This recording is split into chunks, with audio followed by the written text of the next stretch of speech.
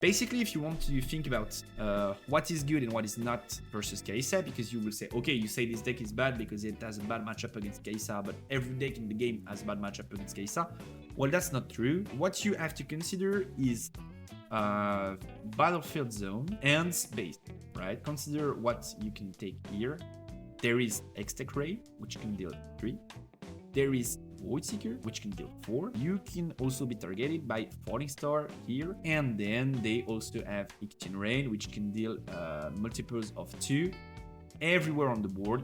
If they play only cards that can target units in your base, or Falling Star and Ikchin Rain. The very good stats to play against cases are 5 might, 4 might, which is a bit worse, but like still decent, and 7 might. Why so? Because 5 goes over everything that can be done in the battlefield, and if they decide to use Catch and Rain, they will have to use 3 pings to beat you, like 3 times 2 to make it 6. That's half of the spell, and most colors have a way to play around it. If you play green, you can use Hang Ward, you can use Discipline to buff your units and not die. If you play blue, you can use Retreat, and then they wasted literally half of their spell. Now, you have the ability to draw 7 might or more, of course, unit. They will have to either use 2 spells to kill them, or 4 pings of Ikchin Rain, and if you have any buff or any way to counter, it's even better, because they have to use like 5 or 6 pings, and maybe they will not kill it. Basically, very strong units are 4 might, 5 might, and 7 might,